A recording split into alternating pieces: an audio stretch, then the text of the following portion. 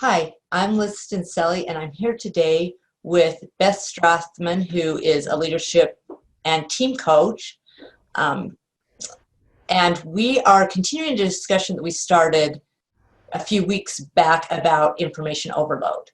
And today we kind of want to talk about finding a balance between staying informed and having so much information that you end up with analysis paralysis.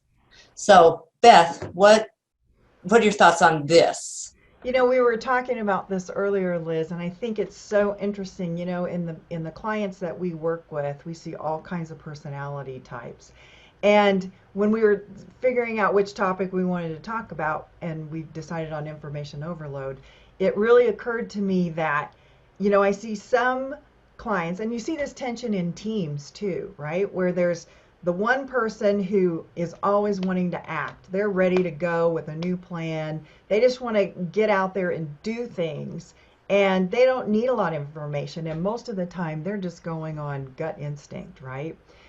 And then on the other end of the continuum, you have people who are more detail oriented and they are more risk averse. So they want to get all the possible detail and information they can get before they even feel comfortable saying, okay, this is what I think. In fact, it's very rare in my experience where people who are highly detail oriented really feel comfortable taking any kind of action because the world changes all the time, right? New information is coming at us all the time.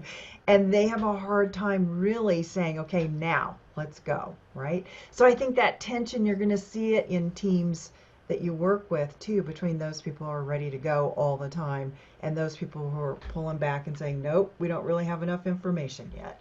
Have you seen that? Oh my gosh. I mean, you hit the nail on the head right there. And um, I think it comes down to, what are your goals and, you know, what are the risks?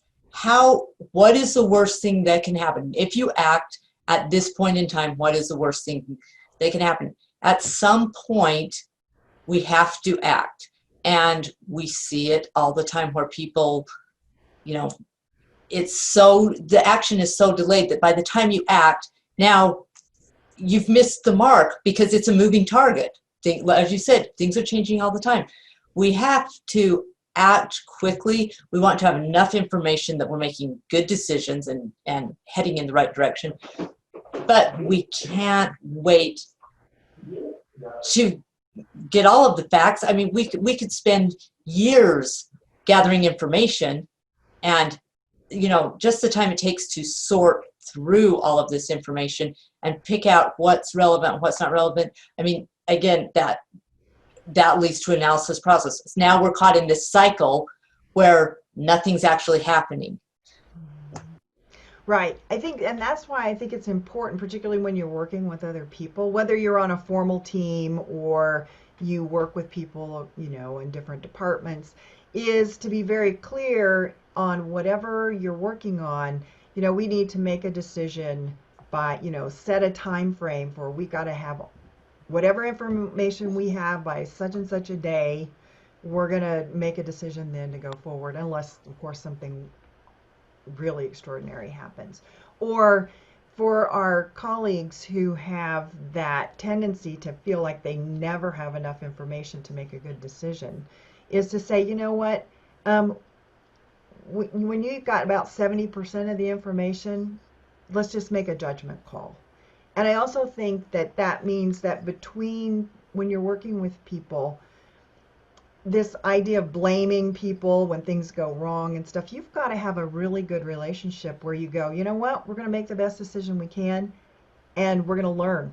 Whatever happens, we're going to learn something from this. It may be successful, it may not be as successful as we'd like, but we're not going to blame people for what ends up happening. I think that's what keeps people hesitant to make decisions sometimes, is they don't want to get blamed for a bad outcome.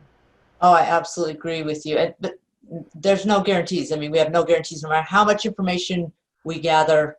There's still no guarantees we're going to take the right action. So great insights, Beth. Yeah. Fantastic to talk to you. Yeah, great to talk to you. And those of you watching this video, we'd love to hear what else would you have added to this conversation. Let us know in the comments.